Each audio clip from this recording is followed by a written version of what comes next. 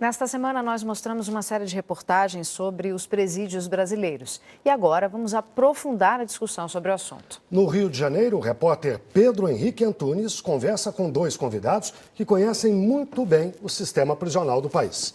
Pedro, boa noite. Boa noite, Guilherme. Boa noite a todos. Sobre o sistema penitenciário no Brasil, eu converso agora com Orlando Zacconi, delegado da Polícia Civil do Estado do Rio, e Leonardo Merighetti, subcoordenador do Núcleo do Sistema Penitenciário da Defensoria Pública do Estado do Rio. Boa noite, Zacconi. Eu começo com você. Durante toda essa série de entrevistas, de reportagens que a gente viu essa semana aqui no Repórter Brasil, a gente viu que há um super encarceramento aqui no Brasil, não só no Rio de Janeiro, mas em outros estados também. Em 20 anos, o sistema carcerário cresceu em mais de 400%, e no mesmo período a gente viu que a população cresceu em torno de 35%. Por que aí essa disparidade desse crescimento, que o sistema carcerário cresceu muito mais do que a população brasileira, e tem como reverter essa situação? Bom, essa superpopulação carcerária se deve a alguns fatores. O primeiro é que é uma decisão política. O encarceramento é sempre uma decisão política. Um grande número de presos não corresponde a um grande número de crimes no ambiente social. Isso já está mais do que comprovado. Então, são políticas, né? E no Brasil, essas políticas são dirigidas para alguns delitos e para alguns perfis de criminosos. A política de drogas no Brasil encarcera muito e, do meu ponto de vista, eu sou um delegado que hoje faço parte de uma associação chamada Agentes da Lei contra a Proibição, que nós observamos em que essas pessoas estão sendo levadas ao cárcere por pequenas quantidades de drogas que estão circulando no ambiente social, e a punição dessas pessoas não tem nenhum efeito na redução do consumo dessas drogas. Então, quer dizer, são políticas criminais que acabam fazendo com que o espaço carcerário seja utilizado para pessoas que não necessitariam estar ali, que poderiam ser submetidas a outras formas de sanção, de reprovação, e no caso das drogas, principalmente uma política que poderia descriminalizar, regulamentar alguma dessas substâncias e teria um impacto muito grande nesse sistema prisional. Então a questão é política. E os cárceres hoje estão cheios de pessoas pobres, não porque o pobre tem mais tendência a praticar crime, porque eles são selecionados em alguns crimes. Por exemplo, hoje não tem quase ninguém preso, ou poderia dizer que não tem ninguém preso em crime de sonegação fiscal e em crime de aborto, embora o crime de aborto e o crime de sonegação fiscal estejam previstos na lei com pena privativa de liberdade. Os crimes que encarceram são roubo, tráfico de drogas. Então, isso vai fazendo com que as políticas criminais se voltem a dar uma reação penal de encarceramento para esses delinquentes, sem levar em consideração, né, o perfil dessas pessoas. Por exemplo, mulheres no Brasil, o crime que mais encarcera a mulher é o tráfico de drogas. E quem são essas mulheres que estão sendo encarceradas no tráfico de drogas? Isso já foi feito diversas pesquisas. Mulheres que estão transportando pequenas quantidades de drogas, às vezes amando do dono do negócio, às vezes traficantes do amor, querendo botar pequenas quantidades de drogas dentro do presídio, né? E elas não são ligadas a nenhum comando, a nenhuma associação, elas estão ali, né, simplesmente numa situação vulnerável, tentando obter algum valor, mas elas não representam efetivamente, pela sua conduta, um perigo para a sociedade a ponto de serem colocadas no cárcere durante longos períodos, às vezes 10 anos. E aí realmente fica difícil, porque o processo de encarceramento ele é sempre muito mais ágil do que o de criação de vagas. Se a Polícia Civil hoje no Rio de Janeiro concentrar esforços numa operação para cumprir 1.000 mandados de prisão, cumpre de hoje para amanhã. Agora, para a gente conseguir criar 1.000 vagas no sistema, nós vamos ter um processo que vai demorar pelo menos aí uns de 2 a 4 anos, com licitação, né, com aquisição de terreno. Então, é complicado, né? Nós temos que realmente pensar no Brasil políticas de desencarceramento. Acho que essa que seria a solução, né, que você me perguntou.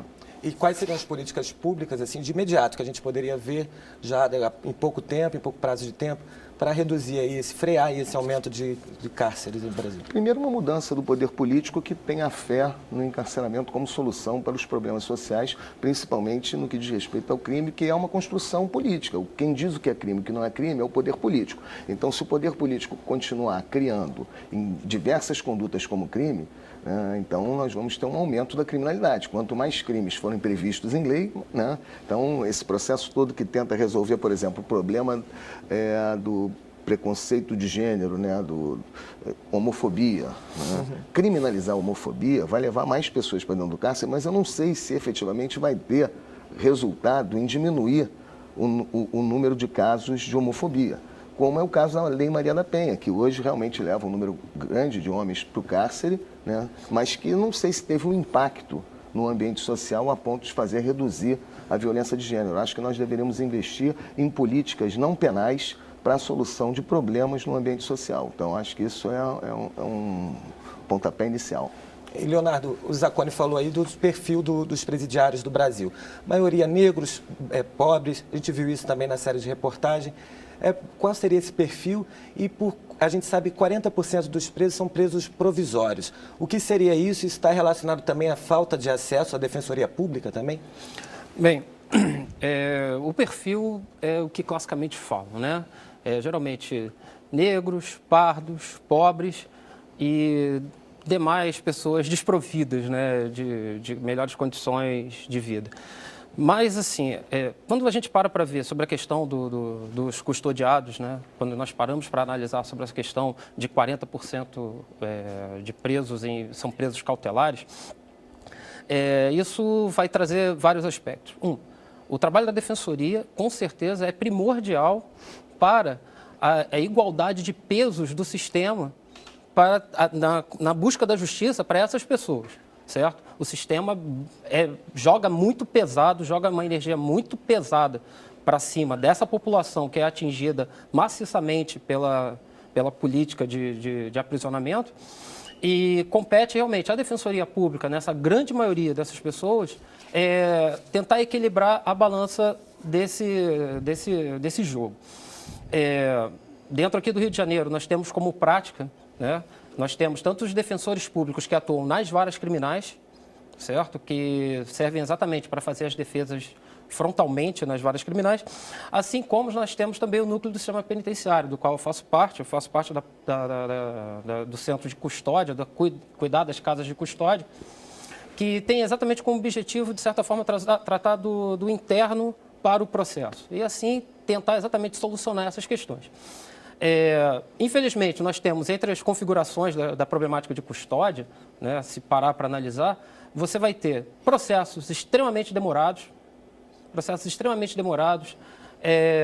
não suficiente, desnecessariamente demorados, e principalmente hoje em dia, e cada vez mais, um maior recrudescimento de se querer uma prisão cautelar para responder ao processo.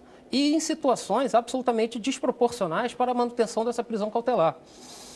Lá no núcleo, nós tentamos identificar as prisões, assim, nós analisamos e verificamos as prisões o mais rápido possível do seu acontecimento.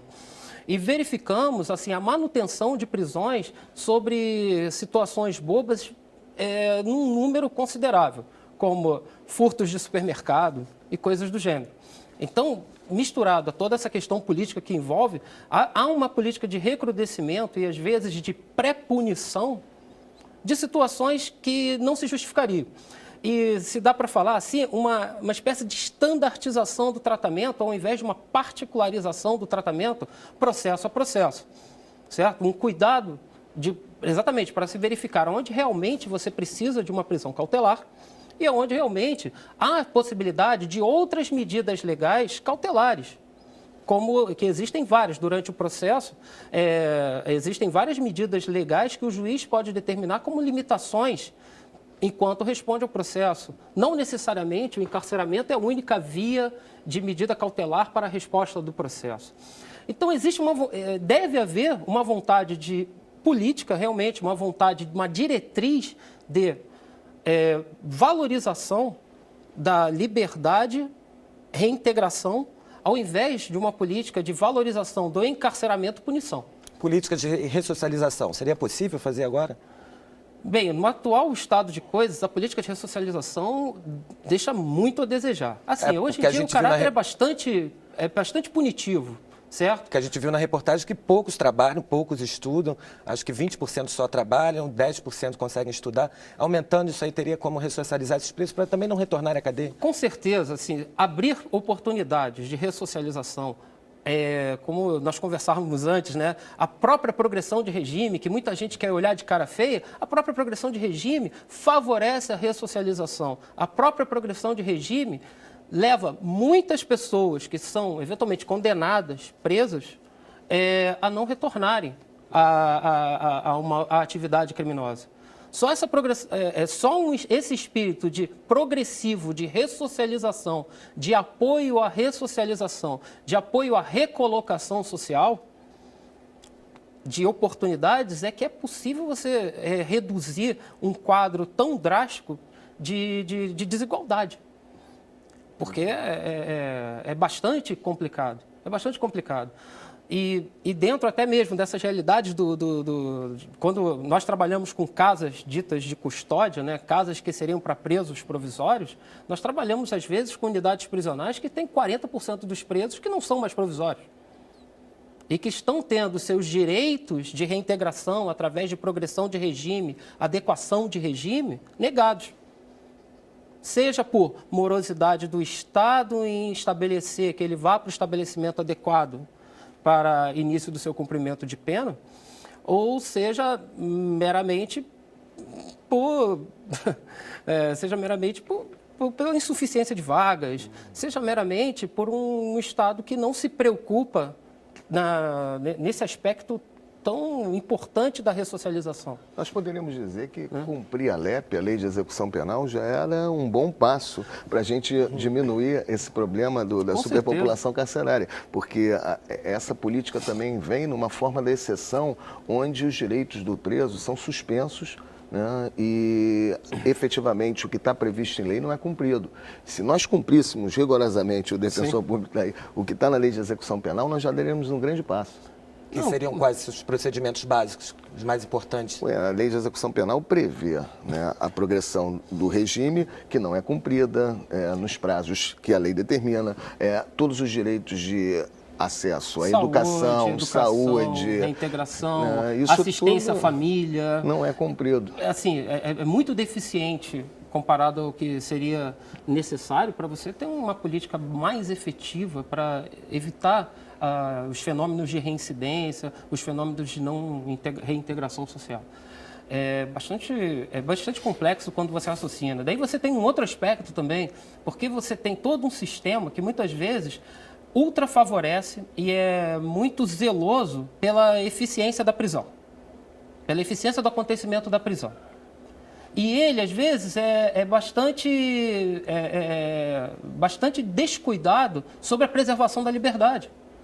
Então, uma das grandes problemáticas que você acaba tendo, entre outras que nós encontramos, não é comum, isso vem acontecendo com uma regularidade que me assusta, e acontece toda semana, isso eu posso falar com tranquilidade na nossa experiência no núcleo, pessoas presas por mandados de prisão não retirados do sistema. Ou seja, porque as pessoas foram presas, absolvidas e soltas, ou porque cumpriram suas penas e mais nada devem ao Estado, e mesmo assim os mandados de prisão são mantidos no sistema. Tive um caso de um senhor que ele foi absolvido num processo, se não me engano, na Paraíba, em 2006, e quando ele foi dar notícia do roubo que ocorreu no estabelecimento comercial dele, ele acabou saindo preso por um mandado não recolhido.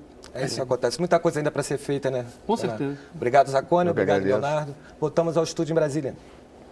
Obrigado, Pedro. Uma boa noite.